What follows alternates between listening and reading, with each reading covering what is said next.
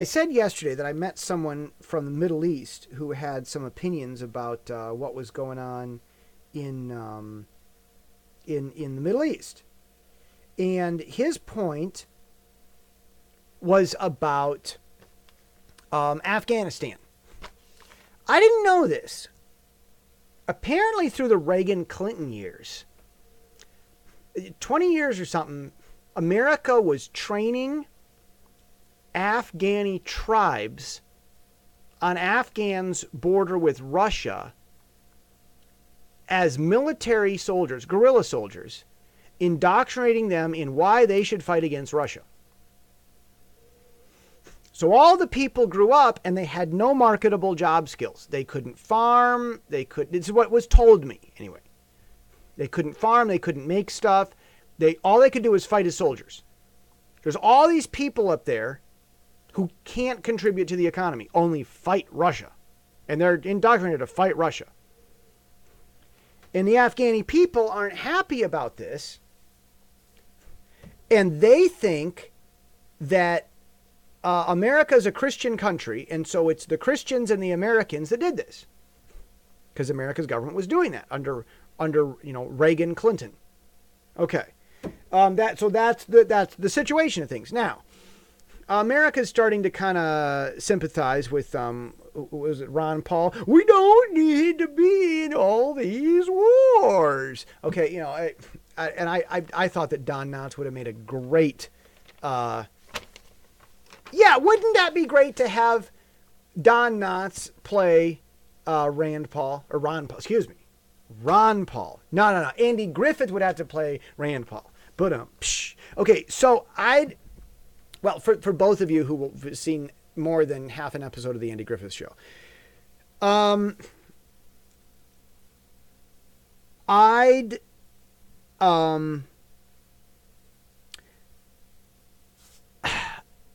I'd say America is two countries. The Pilgrims were two peoples. There were the Christians and the non-Christians, and it's been the non-Christians that have been doing this. But the Afghanis don't understand that. Goodness, if you want people to like you, empower them to be able to prosper. Don't indoctrinate them with your agenda. They'll follow you today and hate you tomorrow.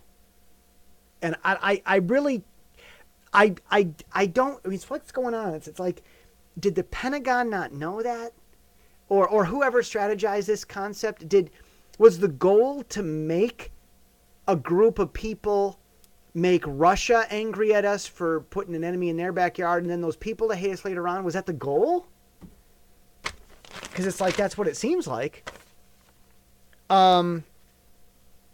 So I met this guy, and he told me that that's kind of what's going on, and he said the U.S. leaving is kind of a good thing. They've been there so long doing this. And I look at that and I go, no, we don't need to be overextending ourselves. We don't need to be, as Don Knotts, Ron Paul, we don't need to be in all these wars. I think one of my friends called them venture wars. There's bad stuff going on in Pakistan. There's bad stuff going on in Afghanistan. Okay, go in, kill the bad guys, get out. All right, okay. All right, we did that, and Trump's right. Now it's time to go home. Lingering too long is kind of a bad, dangerous thing. And I'll tell you, that was really insightful, because, you don't hear about that. You don't get that part of history from anyone in the mainstream media. You don't hear that part. So are there times to do policing expedition work? Yeah, but I don't know, man. It just indoctrinating people like that. See, this is the thing. This stirs angry sentiment against the United States. Now, what do I do with that? Where does that hit Taiwan Special time? The American people are responsible for that. Because as a democracy, America's people are supposed to watch their government, check their government, know what's going on. Voters should have said, okay, we got a policing operation over in Afghanistan, and voters should have quit their jobs or taken time off, saved up and bought an airplane ticket, flown over to Afghanistan in the 1980s, and found out what was going on. Just ordinary voters should have done that. But they didn't. We don't live in a republic, folks. We don't live in a democracy. We don't live in a Republican democracy, which is technically the political system. Benjamin Franklin, we live in a republic if you can keep it. Came out of the Constitutional Convention. Some guy asked, chips on the road still probably. Some guy asked Benjamin Franklin, what hath ye wrought? Franklin said, a republic if you can keep it. And we haven't kept it. Whose fault is it? Is it CIA's fault that a bunch of Afghanis were trained to hate Russia but not be able to have jobs and make money so that 20 years later they'd hate America and probably run to Russia? Is it CIA's fault? No. It's your mom and dad's fault. Sorry. If you're 50 or older, it's your fault. As the democracy, the people are responsible for their government. And the most tragic, horrible thing is if good men do nothing. And we can run around all day and say, well, I didn't want that. I was against it. Yeah, but what were you doing to stop it? The greatest evil that could happen in America, well, the second greatest evil, according to Thomas Jefferson, is central banking. But the greatest evil is when good men do nothing. The Bible, I do believe it's James, he who knows what is good and does not do it sins. So that's what we've done. The U.S. has committed a great sin of inaction by not being a part of, by not being an active part of the government process. And I'll tell you, I would hope that people at the Pentagon and CIA did not want to make the Afghanis hate America. I would hope that that wasn't their plan. I would hope that their plan was to make Afghanistan strong to be able to stand on its own and not be bullied by anybody.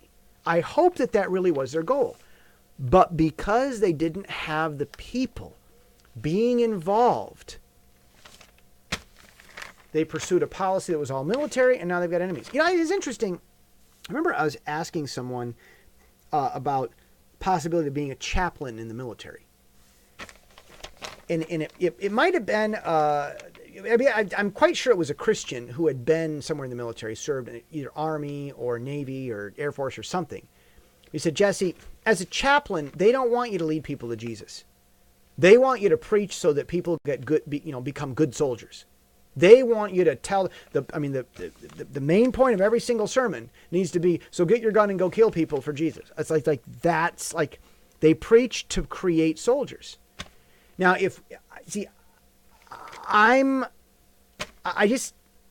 that stuff eventually backfires. You've got a lot of veterans with psychological issues.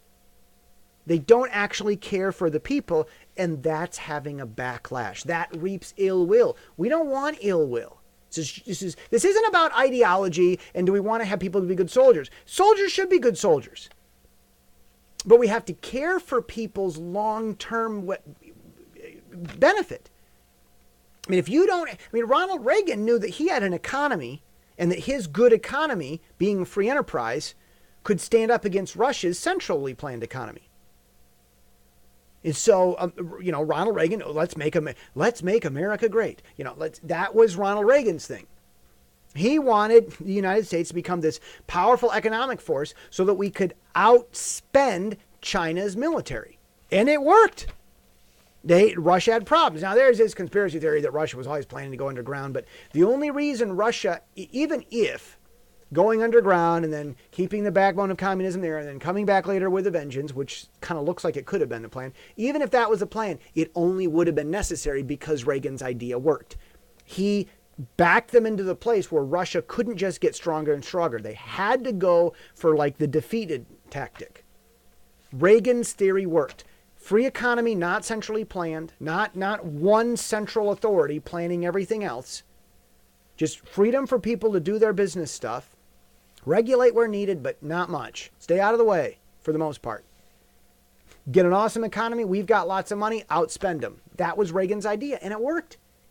The Russians, The old Russian communism wasn't going to last one way or another. However, it wasn't going to work.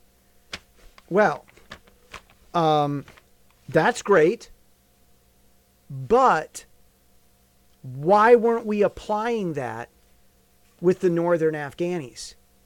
When we were training the guys in northern Afghanistan to use guns, why weren't we also training them with vocational skills so they could have an economy to support themselves and outspend the Russians? Why weren't we doing that also? I really think it's just because you had a lot of people that sit in offices and work, and they didn't have enough Americans involved. So the bottom line I come down to is America's a country of the people. It's a republic if you can keep it. I put all this in my book, The People's Party. I think I'm going to talk about this a little bit more tomorrow. See you then.